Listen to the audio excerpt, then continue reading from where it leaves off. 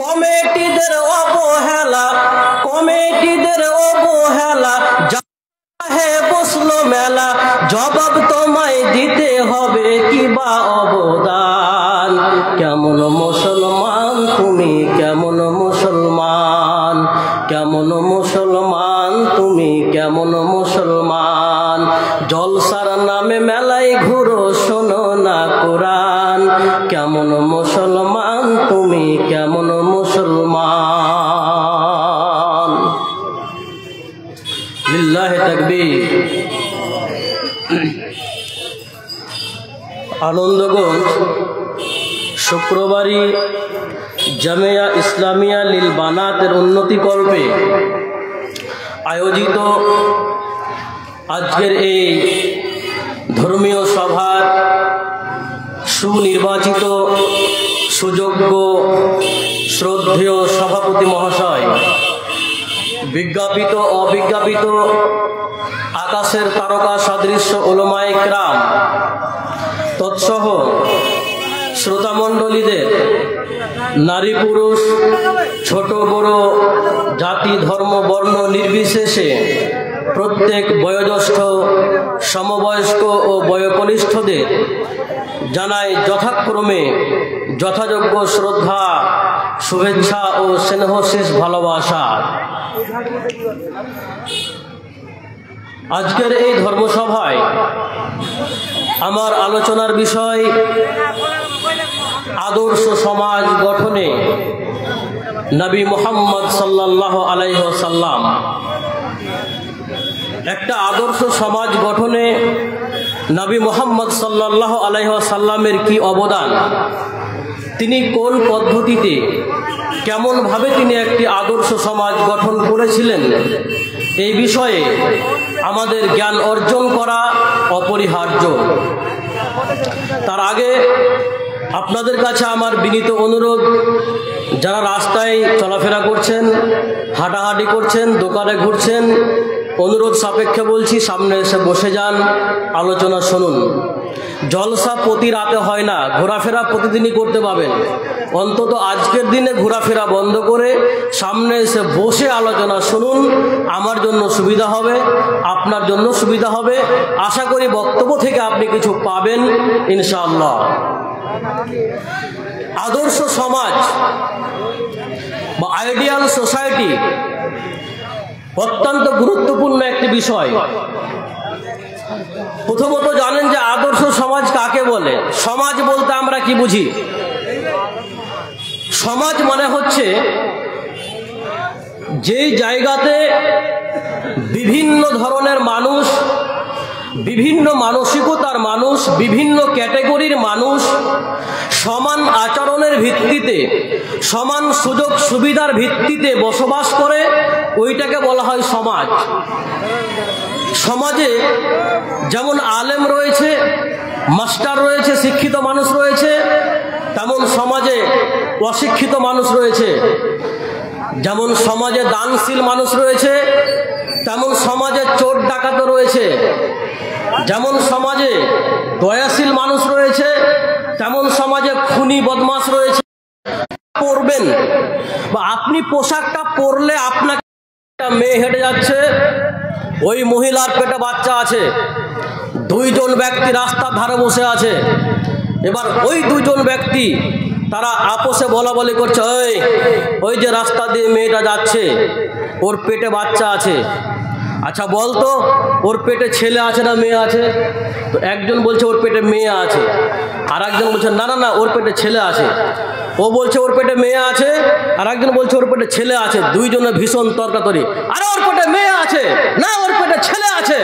যখন খুব মেজাজ যখন গরম হয়ে গেছে, তখন শয়তান এসে ওহি করছে, এত তর্কে কি প্রয়োজন, ওকে ধরে ওর পেটটা কেটে দেখ না ওর মধ্যে কি আছে। ঠিক আছে, ওকে ধরে ওর পেট কেটে দেখলো যে কি আছে ওর মধ্যে, ছেলে আছে না মেয়ে আছে। এই ছিল অজ্ঞতার সমাজ। তাহলে সন্দেহ নিরসনের করার জন্য, সন্দেহ মিটাবার জন্য আপোষের মধ্যে তর্ক লেগেছে, এরপরেও একটা মেয়েকে ধরে তার পেট কেটে বাচ্চা বের করতে তারা দ্বিধা করেনি। এমন জঘন্যতম সমাজ ছিল আইয়ামে জাহিলিয়াতের সমাজ। সেই সমাজে মহিলার কোনো অধিকার ছিল না। সাথে একাধিক পুরুষ, এমনকি পিতা পুত্র নাতি দ্বিধাহীন ভাবে একটা মেয়ের সঙ্গে ব্যভিচার করত। এমন অজ্ঞতার সময় ছিল, এমন জঘন্য সেই সমাজ ছিল। সেই সমাজে নিজের স্ত্রীকে, মানুষ তার নিজের স্ত্রীকে শুধুমাত্র বীর যোদ্ধা সন্তান পাওয়ার আশাতে যোদ্ধা পুরুষের সঙ্গে মিলন করতে বাধ্য করত, যে অমুক যোদ্ধার সঙ্গে তুমি গিয়ে মিলন করো। বীর যোদ্ধা সন্তানের আশায় নিজের স্ত্রীকে পর পুরুষের সঙ্গে, যোদ্ধার সঙ্গে মিলন করতে বাধ্য করত নিজের স্বামী। সেই অজ্ঞতার সময়ে মহিলার সাথে পুরুষ 9-10 জন পুরুষ মিলন করত। যখন সে বাচ্চা প্রসব করত তখন ওই মহিলা তার সঙ্গে যারা যারা মিলন করেছে সবাইকে ডাকতো। ডাকার পরে তাদেরকে স্বীকার করাতো, শোনো তোমরা সবাই আমার সঙ্গে মিলন করেছো, অস্বীকার করার কোনো উপায় নেই। বলে হ্যাঁ। বলে শোনো, তোমাদের মধ্যে আমার ইচ্ছা, যাকে আমার মনে হবে তুমি আমার স্বামী, তাকে আমাকে স্ত্রী বলে গ্রহণ করে নিতে হবে, মেনে নিতে হবে। এবার ওই সন্তান যে ভূমিষ্ঠ হতো, সন্তানের দিকে দেখে যার আকৃতির সাথে তার মিল দেখাতো তাকেই সে স্বামী বলে গ্রহণ করত। এতটা জঘন্য সমাজ ছিল আইয়ামে জাহিলিয়াতের যুগ। স্ত্রীর কোনো অধিকার ছিল না, মিরাসে কোনো অধিকার ছিল না মেয়েদের। এমন একটা সময়কে রাসূল মুহাম্মদ সাল্লাল্লাহু আলাইহি ওয়াসাল্লাম ইসলামের আলোয় আলোকিত করলেন। এই সময়ে স্ত্রীদের অধিকার দিলেন নবী মুহাম্মদ সাল্লাল্লাহু আলাইহি ওয়াসাল্লাম। তিনি বললেন, হুন্না লিবাসুল লাকুম ওয়া আনতুম লিবাসুল লাহুন্না। শোনো, তারা তোমাদের পোশাক এবং তোমরা তাদের পোশাক। তাদের বেইজ্জতি করার কোনো সুযোগ নেই। স্ত্রী হিসেবে তাদের সম্মান রয়েছে। নবী মুহাম্মদ সাল্লাল্লাহু আলাইহি সাল্লাম ইসলামের আলোয় সমাজকে আলোকিত করলেন, নারীকে পূর্ণ তার প্রাপ্য অধিকার দিলেন। একজন ব্যক্তি ইসলামের মধ্যে নবী সাল্লাল্লাহু আলাইহি সাল্লামকে এসে প্রশ্ন করছেন, ইয়া রাসূলুল্লাহ, আমার কাছে অধিক হকদার কে ভালো ব্যবহার পাওয়ার? হে আল্লাহ রাসূল, আমি কার সাথে বেশি ভালো ব্যবহার করব? আমার কাছে ভালো ব্যবহার পাওয়ার বেশি হকদার কে? নবীজি সাল্লাল্লাহু আলাইহি ওয়াসাল্লাম বললেন, তোমার মা। তুমি তোমার মায়ের সাথে ভালো ব্যবহার করবে, তোমার মা তোমার কাছে ভালো ব্যবহার পাওয়ার বেশি অধিকারী। ইয়া রাসূলুল্লাহ, তারপরে কে? নবীজি সাল্লাল্লাহু আলাইহি ওয়াসাল্লাম আবার বললেন, উম্মুকা, তোমার মা। তৃতীয়বার আবার জিজ্ঞেস করা হলো, ইয়া রাসূলুল্লাহ, তারপরে কে? নবী সাল্লাল্লাহু আলাইহি ওয়াসাল্লাম আবার বললেন, উম্মুকা, তোমার মা। অর্থাৎ নবী সাল্লাল্লাহু আলাইহি ওয়াসাল্লাম তিনবার পরস্পর মায়ের কথা বললেন। চতুর্থবারে আবার নবীজি সাল্লাল্লাহু আলাইহি ওয়াসাল্লামকে জিজ্ঞেস করা হলো, ইয়া রাসূলুল্লাহ, তারপরে কে? তিনি বললেন, আবুকা, অর্থাৎ তোমার পিতা।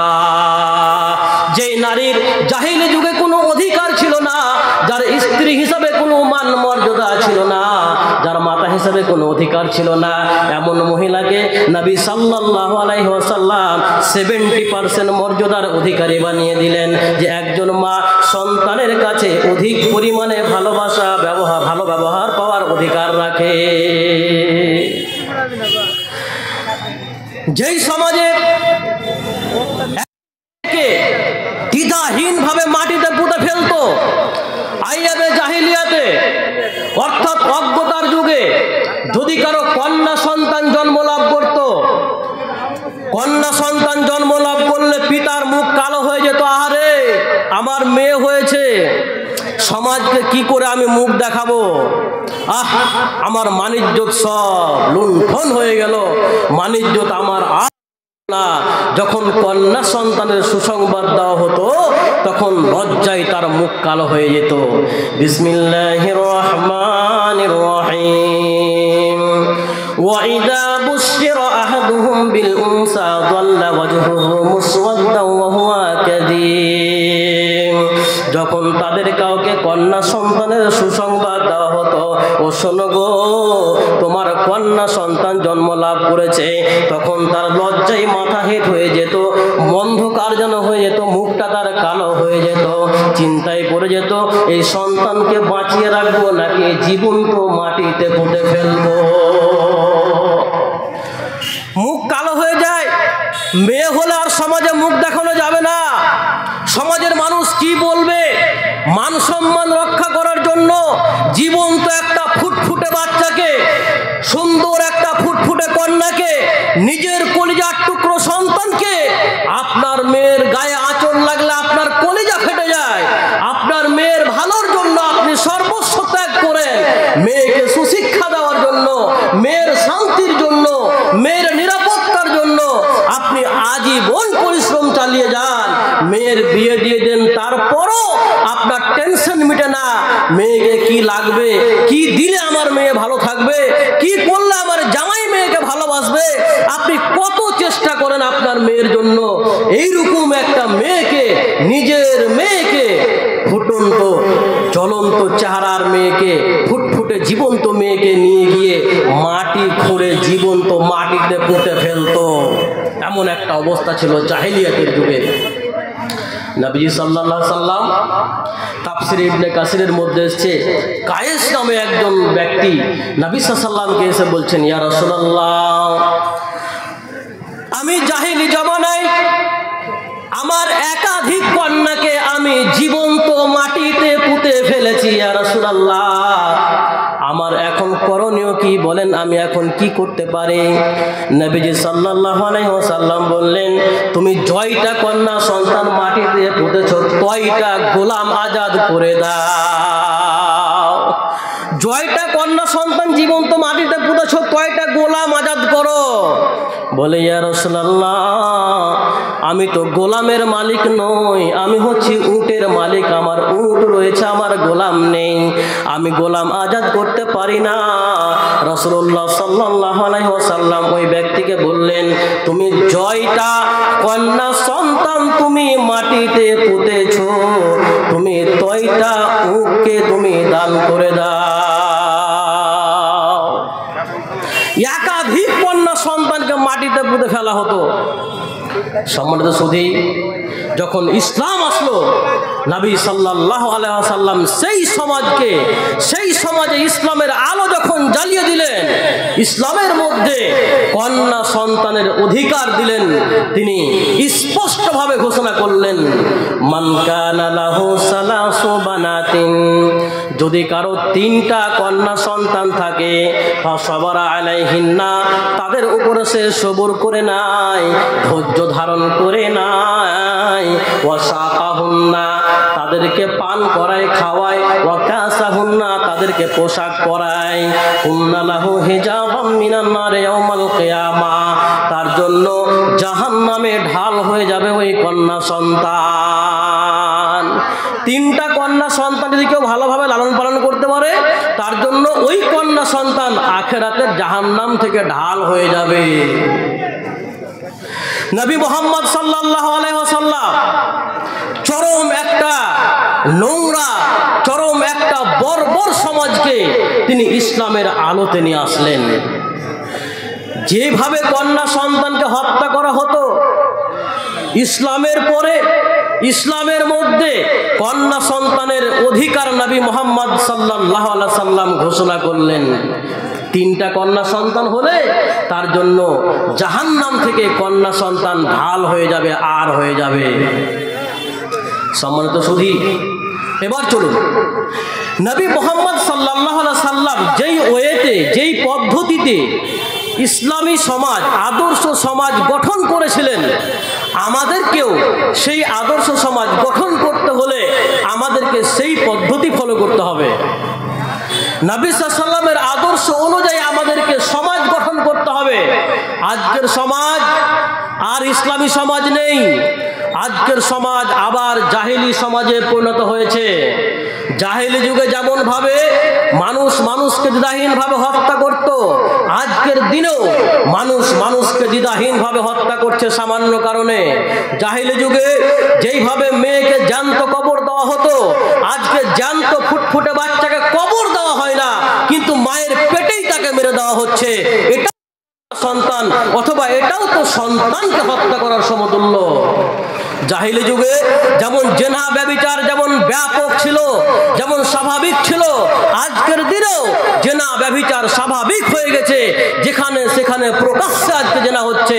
অর্থাৎ আমি বলতে চাই, আজকের সমাজ আদর্শ সমাজ আর নেই, আজকের সমাজও জাহেলি সমাজে পরিণত হয়েছে। অর্থাৎ এটা জাহেলিয়াতের দ্বিতীয় যুগে রূপান্তরিত হয়েছে। সমাজ নির্মাণ করতে হবে, আদর্শ সমাজ গঠন করতে হবে।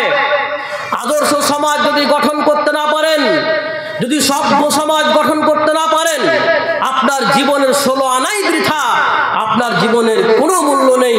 আদর্শ সমাজ গঠন করতে না পারলে ইসলাম সমাজে প্রতিষ্ঠা হবে না, ইসলামের আলো সমাজে জ্বলবে না। অতএব আদর্শ সমাজ গঠন করতে অপরিহার্যভাবে বাধ্যতামূলকভাবে আপনাকে আমাকে পদক্ষেপ নিতে হবে।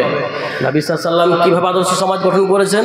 এক, ঈমানের বীজ বপন করে, ঈমানের দাওয়াত দিয়ে, ঈমানের প্রচার প্রসার ঘটিয়ে তিনি আদর্শ একটা সুন্দর সমাজ গঠন করেছিলেন। নবী মুহাম্মদ সাল্লাল্লাহু আলাইহি ওয়াসাল্লাম মানুষকে লক্ষ্য করে বললেন, ইয়া আইয়ুহান নাস কুলু লা ইলাহা ইল্লাল্লাহ তুফলিহুন। হে লোকেরা শোনো, তোমরা বলো লা ইলাহা ইল্লাল্লাহ, অর্থাৎ আল্লাহ ছাড়া কোনো সত্য উপাস্য নেই। তুফলিহুন, তোমরা সফল কাম হয়ে যাবে। তোমরা ঈমান গ্রহণ করো, ঈমানের ছায়ায় তোমরা চলে এসো, তোমরা সফল কাম হবে। ঈমান যদি কারো ভিতরে থাকে, ঈমান ছাড়া আদর্শ সমাজ গঠন করা সম্ভব নয়। উমর ফারুক রাদিয়াল্লাহু তাআলা আনহু, আপনারা তার বিষয়ে শুনেছেন, অত্যন্ত রাগী মানুষ, অত্যন্ত বীর যোদ্ধা, যার নাম শুনলে মানুষ ভয় পেত, যার নাম শুনলে মানুষ কাঁপত, এমন একজন ব্যক্তিত্ব উমর ফারুক রাদিয়াল্লাহু তাআলা আনহু। উমর ফারুক রাদিয়াল্লাহু তাআলা আনহু তিনি নবী মুহাম্মদ সাল্লাল্লাহু আলাইহি ওয়াসাল্লামকে হত্যা করার জন্য খোলা তরবারি নিয়ে চলে যাচ্ছেন উগ্র মেজাজে। রাস্তার মধ্যে এক ব্যক্তি তাকে খবর দিলেন, ও উমর, কোথায় যাও? এত উগ্র মেজাজ নিয়ে যাচ্ছ কোথায়? বলে, আজকে মুহাম্মাদের মাথা ছেদ করে দেব, মুহাম্মাদকে হত্যা করে দেব। ওই খবর রেখেছো? তুমি তো মুহাম্মাদকে হত্যা করতে যাচ্ছ, কিন্তু তোমার বহিন আর তোমার বোন যে মুসলমান হয়ে গেছে, ওরা যে তোমার ধর্ম ত্যাগ করে ইসলাম কবুল করেছে, তোমার কাছে খবর আছে? মেজাজ আরো বেশি গরম হয়ে গেল। এবার ওইখান থেকে ফিরে গেলেন কোথায়? ওইখান থেকে ফিরে সরাসরি তার ভগ্নিপতির বাড়িতে তার বহিন বহুনুর কাছে গিয়ে উপস্থিত। শুনতে পেল কোরআনের আওয়াজ, গুনগুন গুনগুন করে কোরআন তেলাওয়াত হচ্ছে। ঘরের মধ্যে প্রবেশ করো। এই তোমরা কি তেলাওয়াত করো? বোন বলে, তুমি অপবিত্র, তোমার হাতে জিনিস দেওয়া যাবে না। বলে, আমার হাতে একটু দাও, আমি দেখি কি এটা। বলে, তুমি অপবিত্র, তোমার হাতে দেওয়া যাবে না। আর রহিকুল মাখতুমের মধ্যে বিস্তীর্ণভাবে খুবই সুন্দরভাবে ধরেছে এই ঘটনা, যে তার কাছ থেকে গ্রন্থের কপি নেবে। উমর, তুমি কি তেলাওয়াত করছিলে, আমাকে দাও। বোন বলছে, না, তোমার হাতে গ্রন্থ দেওয়া যাবে না, এটা পবিত্র কোরআন, তুমি অপবিত্র, গোসল করে আসো, পবিত্র হয়ে আসো। এরপরে বলে, আমাকে পাঠ করে শোনাও। যখন সে কোরআনের তেলাওয়াত শুনলো, শোনার পরে তার অন্তর বিগলিত হয়ে গেল। বলে, চলো, মুহাম্মদ কোথায়? আমাকে তার কাছে নিয়ে চলো, তার সন্ধান আমাকে দাও। নবী মুহাম্মদ সাল্লাল্লাহু আলাইহি ওয়াসাল্লামের নিকটে গিয়ে উপস্থিত উমর ফারুক। এবার নবী মুহাম্মদ সাল্লাল্লাহু আলাইহি ওয়াসাল্লাম উমরকে দেখেই, যদিও তার জন্য আগেই দোয়া করেছিলেন, হে রব, হে আল্লাহ, তুমি আবু জাহাল অথবা উমর ফারুক, এদের দুইজনের মধ্যে যাকে তুমি ভালোবাসো, একজন, যে কোনো একজনকে দিয়ে ইসলামকে সম্মানিত করো, ইসলামকে শক্তিশালী করে দাও। যে তোমার নিকটে পছন্দ তার দ্বারা তুমি ইসলামকে শক্তিশালী করো, ইসলামকে সম্মানিত করো। বুঝতে পারছেন যে উমারকে আল্লাহ হয়তো বা কবুল করেছেন, আল্লাহ রাব্বুল আলামিন উমারকে পছন্দ করেছেন। উমারের দ্বারা তো ইসলামকে শক্তিশালী করবেন, ইসলামকে সুশোভিত করবেন। উমার ফারুক রাদিয়াল্লাহু তাআলা আনহু তখন কি করলেন? নবী মুহাম্মদ সাল্লাল্লাহু আলাইহি ওয়াসাল্লামের কাছে গিয়ে উপস্থিত। নবী মুহাম্মদ সাল্লাল্লাহু আলাইহি ওয়াসাল্লামের কাছে গিয়ে যেই উমার নবীকে হত্যা করার জন্য খোলা তরবারে নিয়ে যাচ্ছিল, এমন একজন ব্যক্তিত্ব নবী মুহাম্মদ সাল্লাল্লাহু আলাইহি ওয়াসাল্লামের কাছে গিয়ে কোরআনের মহব্বতে, দ্বীনের মহব্বতে ইসলাম কবুল করে নিল। কালেমা পাঠ করে আশহাদু আল্লা ইলাহা ইল্লাল্লাহ ওয়া আশহাদু আন্না মুহাম্মাদুর রাসূলুল্লাহ কালেমা পাঠ করার পরে ইসলামের শক্তি দ্বিগুণ হয়ে গেল। এতদিন পর্যন্ত ইসলাম প্রকাশ হচ্ছিল, ইসলাম প্রচার হচ্ছিল গোপনে গোপনে, এখন থেকে ইসলাম প্রচার হবে প্রকাশ্যে। আর কাউকে পারোয়া নয়, এবার ডাইরেক্ট ইসলাম প্রচার হবে, প্রকাশ্যে ইসলামের বাণী প্রচার হবে। আর কাউকে দেখে কোনো ভয় নাই, এবার ডাইরেক্ট ইসলাম প্রচার শুরু হয়ে গেল। ঈমানের বীজ বপন করে নবী মুহাম্মদ সাল্লাল্লাহু আলাইহি ওয়াসাল্লাম একটা আদর্শ সমাজ গঠন করতে সক্ষম হয়েছিলেন। 2, উত্তম চরিত্র, ভালো ব্যবহার, এটা অত্যন্ত গুরুত্বপূর্ণ। নবী মুহাম্মদ সাল্লাল্লাহু আলাইহি ওয়াসাল্লাম ঈমানের বীজ বপন করেছিলেন এবং সেই বীজকে তিনি বাড়িয়ে তুলেছিলেন, প্রসারিত করেছিলেন। তার উত্তম চরিত্র দ্বারা, উত্তম ব্যবহার দ্বারা তিনি একটা আদর্শ সমাজ প্রতিষ্ঠা করেছিলেন। সহনশীলতা, দয়া, ক্ষমার মাধ্যমে তিনি একটা সুন্দর সভ্য সমাজ গঠন করতে সক্ষম হয়েছিলেন। একটা দৃষ্টান্ত দিয়ে আপনাকে, আল্লাহ রাব্বুল আলামিন বলছেন, বিসমিল্লাহির রহমানির রহিম, ওয়ালা তাস্তাবিল হাসানাতু ওয়ালাস সাইয়্যিআ ইদফা বিল্লাতী হিয়া আহসান ফাইদাল্লাযী বাইনাকা ওয়া বাইনাহু আদাওয়া কাআন্নাহু ওয়ালিয়্যুন হামীম। ভালো এবং মন্দ কখনো সমান হতে পারে না। ওয়ালা তাস্তাবিল হাসানাতু ওয়ালাস সাইয়্যিআ, ভালো এবং মন্দ কখনো সমান নয়। ইদফা বিল্লাতী হিয়া আহসান, তোমরা মন্দটাকে ভালো দিয়ে প্রতিহত করো। তোমার সঙ্গে কেউ খারাপ ব্যবহার করেছে, তুমি পাল্টা তার সঙ্গে খারাপ ব্যবহার করো না, তুমি তার সঙ্গে ভালো ব্যবহার দেখাও। তোমাকে কেউ গালি দিয়েছে, তোমাকে কেউ অকথ্য ভাষাতে গালি দিয়ে ফেলেছে, তুমি তাকে পাল্টা গালি দিতে যেও না। সমাজ কলুষিত হয়ে যাবে, দাঙ্গা হাঙ্গামা লেগে যাবে। যখন তোমার সাথে কেউ খারাপ আচরণ করবে, যখন তোমাকে কেউ গালি দেবে, তখন তুমি তার জন্য ভালো বাক্য ব্যবহার করো, তুমি পাল্টা তাকে গালি দিতে যেও না। ইদফা বিল্লাতী হিয়া আহসান, তোমরা মন্দকে ভালো দ্বারা প্রতিহত করো। ফাইদাল্লাযী বাইনাকা ওয়া বাইনাহু আদাওয়া, যখন তোমাদের মধ্যে শত্রুতা বিরাজ করবে, যদি তুমি ভালো ব্যবহার দেখাতে পারো, ফাইদাল্লাযী বাইনাকা ওয়া বাইনাহু আদাওয়া কাআন্নাহু ওয়ালিয়্যুন হামীম, তোমাদের মধ্যকার শত্রুতা তখন তোমার ভালো ব্যবহারের কারণে অন্তরঙ্গ বন্ধুতে পরিণত হয়ে যাবে। আপনার সাথে কেউ খারাপ আচরণ করেছে, আপনি পাল্টা খারাপ ব্যবহার করতে গেলে তো ঝগড়া বেঁধে যাবে। আপনার সাথে খারাপ ব্যবহার করেছে, আপনি ওকে ভালো ব্যবহার দেখান, আপনার ওই শত্রু তখন কি হবে? অন্তরঙ্গ বন্ধুতে রূপান্তরিত হয়ে যাবে। এবার একটা দৃষ্টান্ত নিন, খুবই চমৎকার হাদিস, খুবই সুন্দর হাদিস। সুমামা ইবনে ওসাল নামে একজন ব্যক্তি, যে সাহাবায়ে কেরামদের একাধিক সাহাবাকে হত্যা করেছিল এবং নবী মুহাম্মদ সাল্লাল্লাহু আলাইহি ওয়াসাল্লামকে হত্যা করার জন্য ছদ্মবেশে ঘুরছিল। নেতা মানুষ, অথচ মুশরিক, পাওয়ারফুল মানুষ, ক্ষমতাশীল মানুষ, নবী মুহাম্মদ সাল্লাল্লাহু আলাইহি ওয়াসাল্লামকে হত্যা করার জন্য ছদ্মবেশে ঘুরে এই ব্যক্তি বা'আস রাসূলুল্লাহ সাল্লাল্লাহু আলাইহি ওয়াসাল্লাম খাইলান কিবালা নাজদিন ফাজাআত বিরাজুলিন মিন বানি হানিফা ইয়াকালু লাহু সুমামা ইবনে উসাল সাইয়্যিদু আহলিল ইয়ামামা ফারাবাতুহু বিশারিয়াতিন মিন সাওয়ারিল মসজিদ। নবী সাল্লাল্লাহু আলাইহি ওয়াসাল্লাম সাহাবাদের একটা দলকে পাঠালেন নাজদের দিকে, সাহাবাদের একটা টিমকে পাঠালেন নাজদের দিকে। নাজদের দিকে ওই সাহাবাদের দল গিয়ে একজন ব্যক্তিকে ধরে নিয়ে আসলেন, যে ব্যক্তির নাম ছিল সুমামা ইবনে উসাল, সাইয়্যিদু আহলিল ইয়ামামা, ইয়ামামার সরদার, বানু হানিফা গোত্রের লোক। এই একজন ব্যক্তি যে ইয়ামামার নেতা, বানু হানিফা গোত্রের ব্যক্তি, যার নাম ছিল সুমামা, এই সুমামাকে সাহাবায়ে কেরামের একটা দল ধরে নিয়ে আসলেন। ফারাবাতুহু বিসারিয়াতিন মিন সাওয়ারিল মসজিদে, সাহাবাদের দল ওই ব্যক্তিকে ধরে নিয়ে এসে মসজিদের একটা পিলারে তাকে বেঁধে দিলেন। ঘাতককে ধরে নিয়ে এসে মসজিদের একটা পিলারে বেঁধে দিলেন, আসামিকে বেঁধে রেখেছেন। নবী সাল্লাল্লাহু আলাইহি ওয়াসাল্লাম যেটা ফয়সালা করবে সেটা হবে।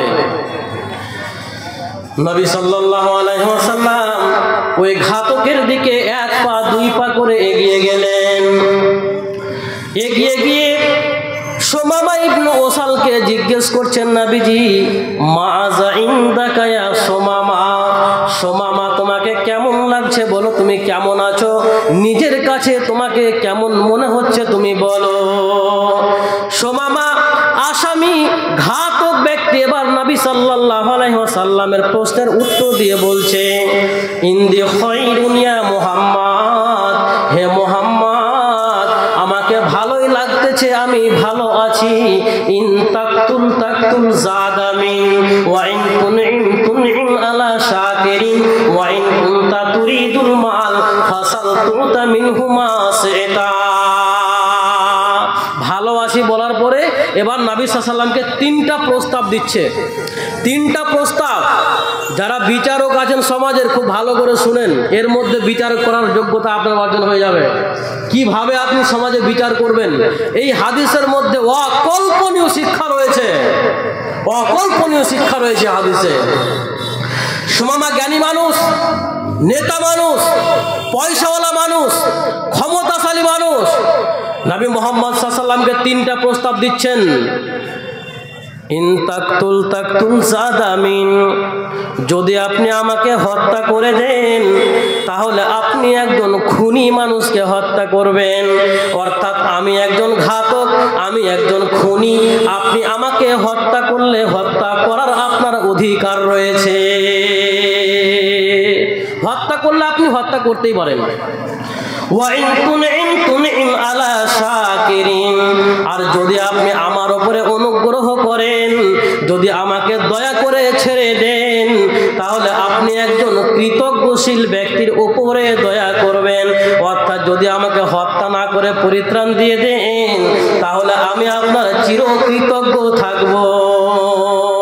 ওয়াইন কুনতা তুরিদুল মাল ফাসালতুতা মিনহুমা সিতা, আর যদি টাকা পয়সা লাগে, ধন সম্পদ লাগলে বলুন মুহাম্মদ কত লাগবে সেটা বলুন, যত চাইবেন আপনাকে ততটাই দিয়ে দেওয়া হবে।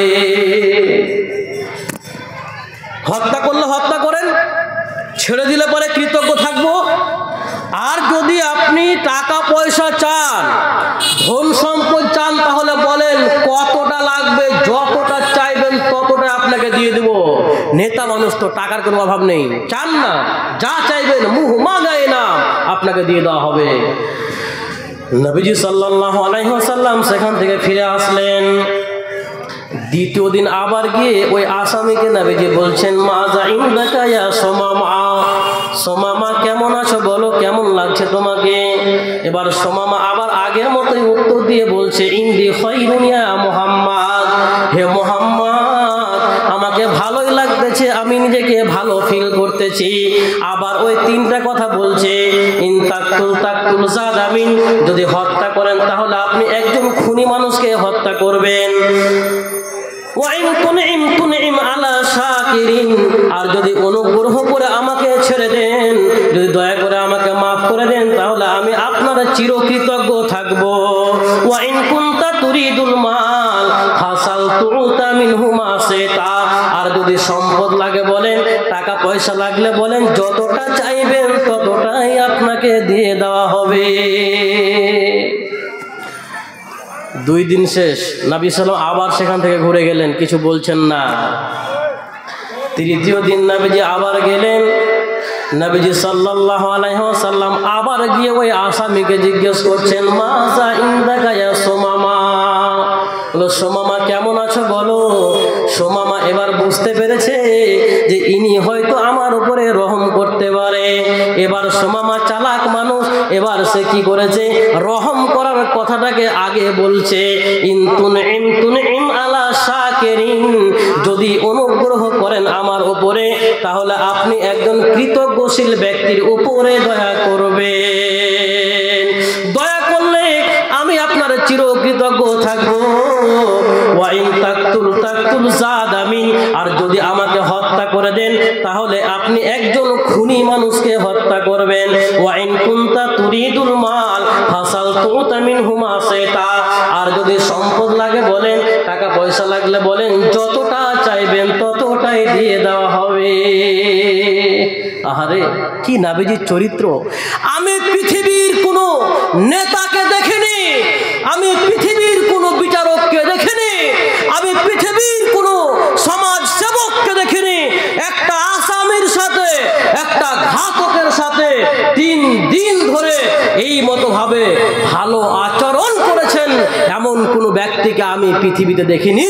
একজন খুনি মানুষ, যে সাহাবায়ে কেরামের একাধিককে হত্যা করেছে, যে স্বয়ং নবী সাল্লাল্লাহু আলাইহি ওয়াসাল্লামকে হত্যা করার জন্য ছদ্মবেশে ঘুরে, এমন একজন ব্যক্তির সাথে নবী মুহাম্মদ সাল্লাল্লাহু আলাইহি ওয়াসাল্লাম কি নম্র ব্যবহার করছেন, 3 দিন ধরে খবর নিচ্ছেন, সুমামা কেমন আছো বলো, কেমন লাগতেছে বলো।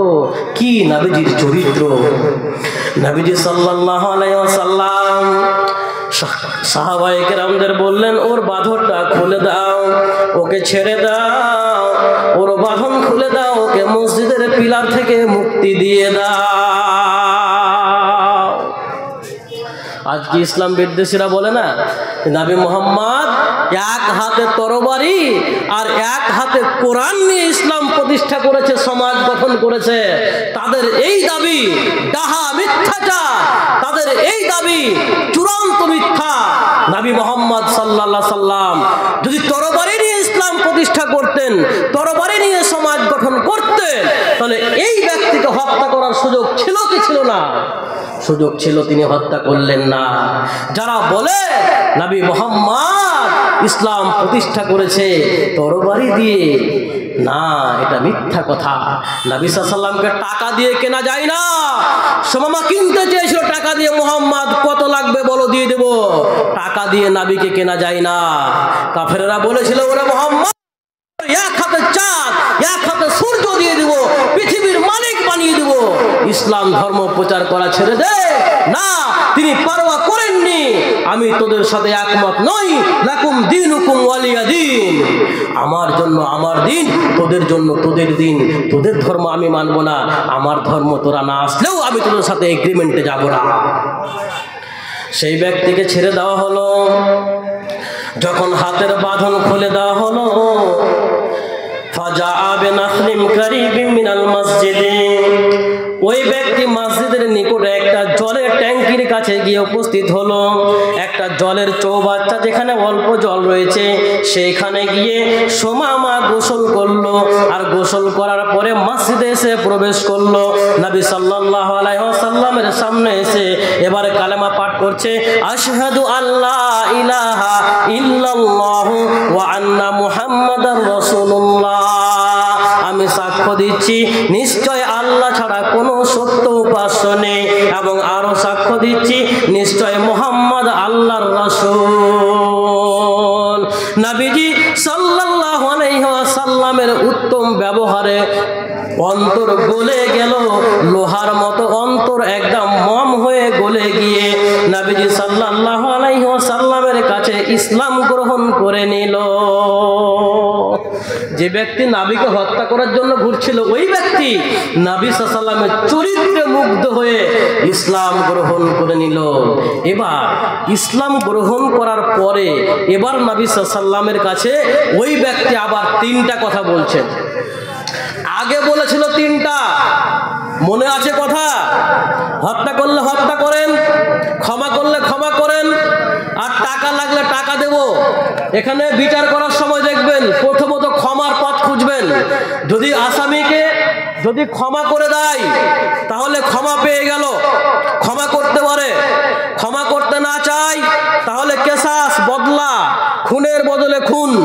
দাঁত ভেঙেছে, দাঁতের বদলে দাঁত ভেঙে নিতে হবে, এটা হচ্ছে কেসাস। একটা দাঁত ভেঙেছে, একটার বিনিময়ে আর একটা দাঁত ভাঙতে হবে, এটা হচ্ছে কেসাস। এক হাত কেটেছে, এক হাতের বিনিময়ে এক হাতই কাটতে পারবে, এটা হচ্ছে কেসাস। কিন্তু কেসাস নেওয়াটা খুব কঠিন ব্যাপার। যদি একটা দাঁত ভাঙতে গিয়ে আবার দুটা ভেঙে যায় তাহলে আবার আপনার একটা ভাঙা হবে।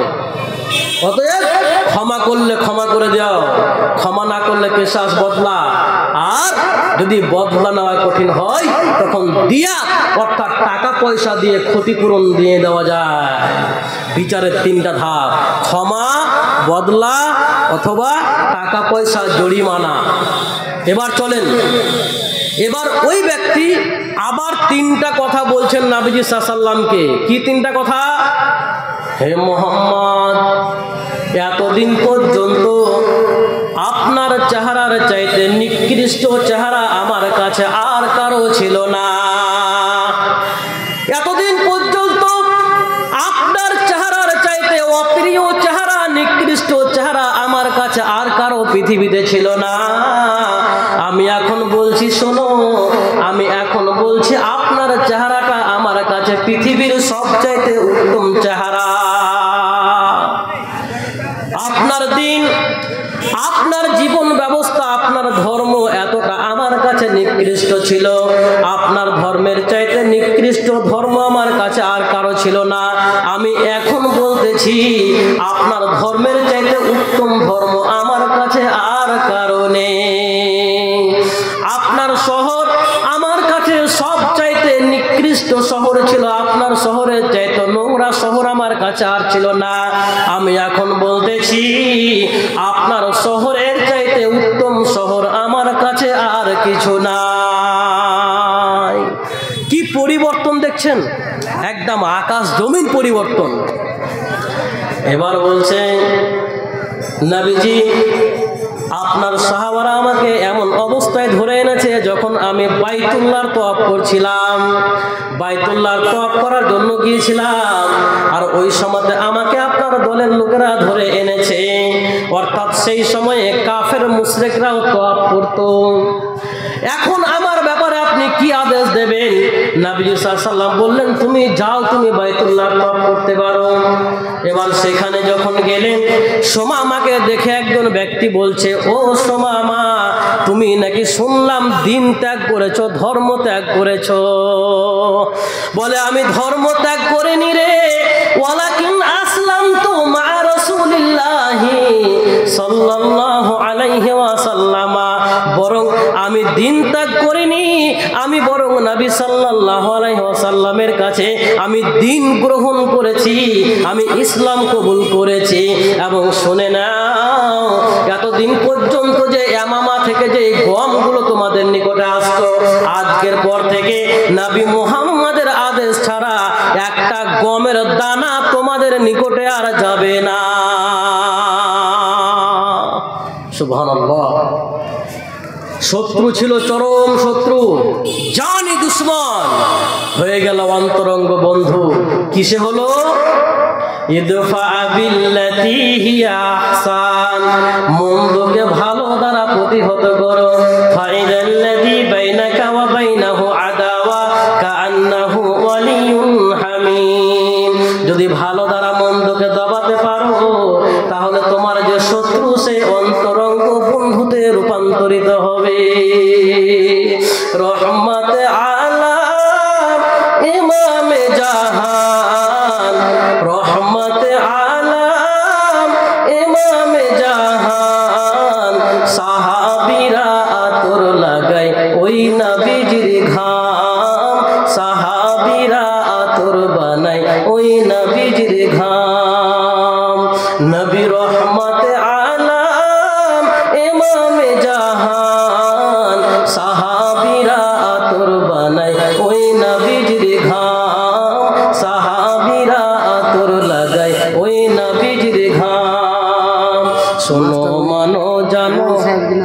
দিবেন, একটু চেপে বলেন কে এটা, কে এই যে পিছন দিকে ওটা সব কিছু আর আমি কালেকশনে যাবো।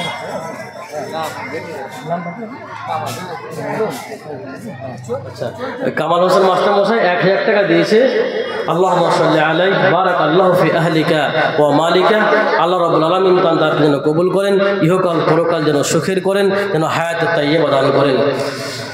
রহমতে আলাম ইমামে জাহান, সাহাবীরা আতর বানাই ওই নবীজির ঘাম, সাহাবীরা আতর লাগাই ওই নবীজির ঘাম।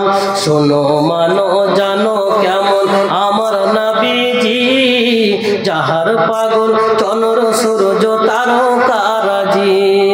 শোনো মানো জানো কেমন আমার নবীজি, যাহার পাগল চন্দ্র সূর্য তারকারাজি রে, যাহার পাগল চন্দ্র সূর্য তারকারাজি।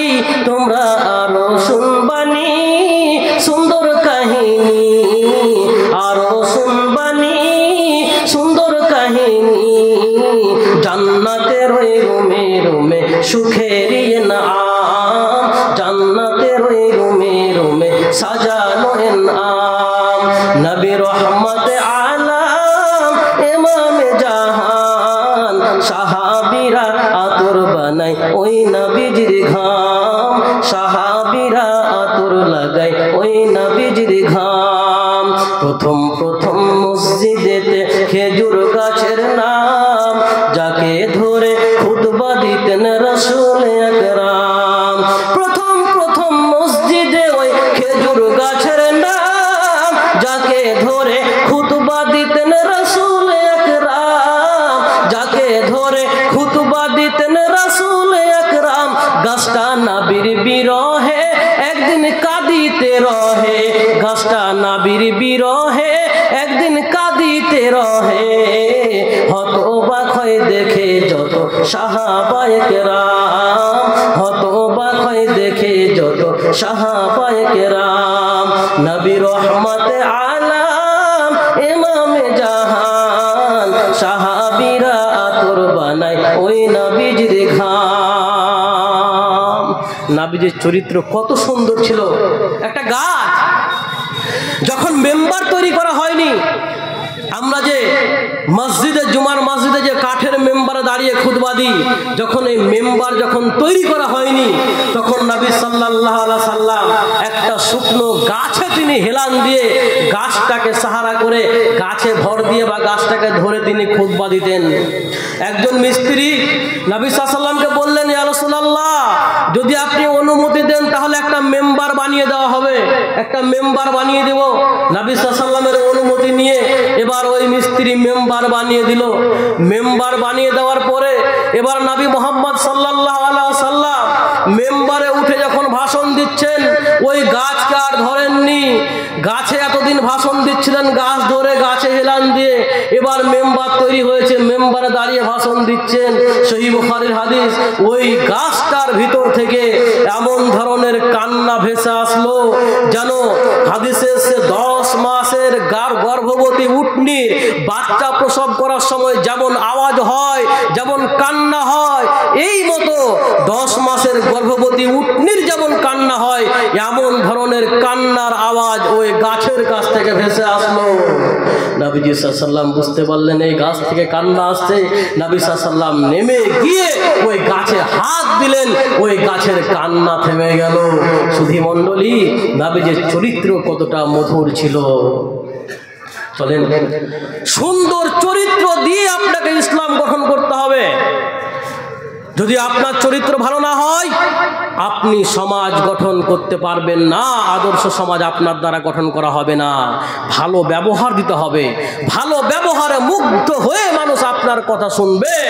আপনার চরমতম কথা, আপনার চরমপন্থী কথা, আপনার কঠোর কথা, আপনার অশ্লীল কথা শুনে কেউ আপনার কথা শুনবে না, আপনার পথে কেউ আসবে না, কেউ সমাজকে আদর্শ হিসাবে গঠন করার জন্য দায়িত্ব নেবে না। অতএব আপনাকে ভালোবেসে মানুষকে বোঝাতে হবে, ব্যবহার ভালো করতে হবে। আর একটা হাদিস নেন, যদি আপনার বাড়িতে কোনো কাফের মুশরিক বেঈমান যদি অতিথি হয়, মেহমান হয়, আপনার কাছে কিছু ভিক্ষা চায়, আপনি তাকে দেবেন না দেবেন না? দিতে হবে। যদি মদ খাওয়ার জন্য চাই দিবেন না, ভাত খাওয়ার জন্য চাই দিবেন কি দিবেন না? দিবেন। পুজো করার জন্য চাই দিতে পারবেন না, কিন্তু পরনে কোনো পোশাক পরার জন্য চাইবে, দিবেন না দিবেন না? দিতে হবে।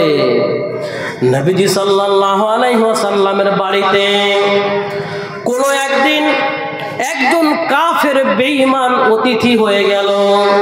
নবীজি সাল্লাল্লাহু আলাইহি ওয়াসাল্লামের বাড়িতে মেহমান হয়ে গেল। নবীজি সাল্লাল্লাহু আলাইহি ওয়াসাল্লাম ওই কাফের বেঈমানকে মেহমান হিসাবে গ্রহণ করে নিলেন। মেহমান হিসাবে গ্রহণ করে নেওয়ার পর নবীজি সাল্লাল্লাহু আলাইহি ওয়াসাল্লাম আদেশ করলেন, মেহমানের জন্য যাও, একটা ছাগল ধরো, ছাগলের দুধ দহন করে নিয়ে এসো। ছাগলের দুধ দহন করে নিয়ে এসে মেহমানকে দাও। একটা ছাগলের দুধ দহন করে নিয়ে এসে মেহমানকে দেওয়া হলো। ওই মুশরিক মেহমানকে দেওয়া হলো। একটা ছাগলের দুধ সে পান করে ফেললো। এরপরে আবার একটা ছাগলের দুধ দহন করা হলো ওই মেহমানের জন্য। আবার একটা ছাগলের দুধ পান করে নিল। আবার একটা ছাগলের দুধ দহন করা হলো। আবার ওই ছাগলের দুধ খেয়ে ফেললো। এক দুই করতে করতে 7টা ছাগলের দুধ খেয়ে ফেললো। 7টা ছাগলের দুধ একাই খেয়ে ফেললো। মানে এটা হচ্ছে দুষ্টামি। কোনো বন্ধুকে কখনো বলেছেন চল তোকে মিষ্টি খাওয়াবো? বন্ধু দুষ্ট হলে চল তোর মিষ্টি খাবি, তোর পকেট ওজার করে দেবো। 5টা খেয়ে হবে না, 1 কিলো খেয়ে ফেলবো চল।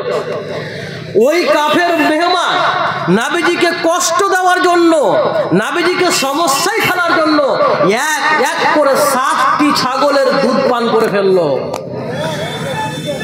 এরপরে যখন সকাল হয়েছে ওই ব্যক্তি ভাবছে, আহারে এত সুন্দর চরিত্রের মানুষ, আমি যাকে মুসিবতে ফেলতে চাইছে আমার সঙ্গে কতটা ভালো ব্যবহার করতেছে। নবীজি সাল্লাল্লাহু আলাইহি ওয়াসাল্লামের চরিত্রে মুগ্ধ হয়ে এবার ওই মুশরিক মেহমান নবীজির হাতে হাত দিয়ে ইসলাম গ্রহণ করে নিল। ইসলাম কবুল করার পর নবীজি সাল্লাল্লাহু আলাইহি ওয়াসাল্লাম আবার বললেন, এর জন্য ছাগলের দুধ নিয়ে আসো। আবার ছাগলের দুধ দহন করে নিয়ে আসে দেওয়া হলো। একটা ছাগলের দুধ পান করার পরে বলে, এনাফ, আর লাগবে না, আমার জন্য যথেষ্ট হয়ে গেছে।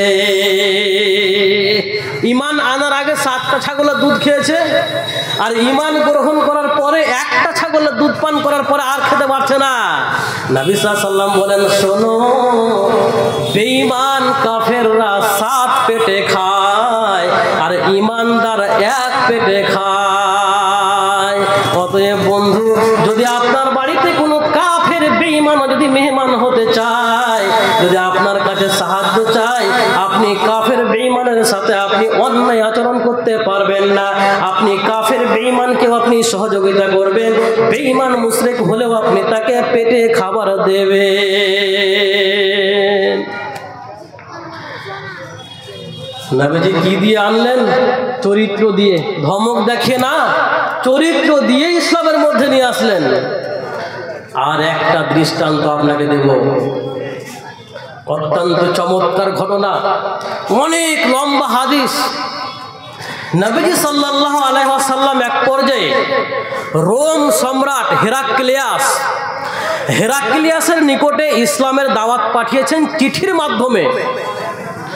চিঠি করে পাঠিয়েছেন রোম সম্রাটকে, হেরাক্লিয়াসকে,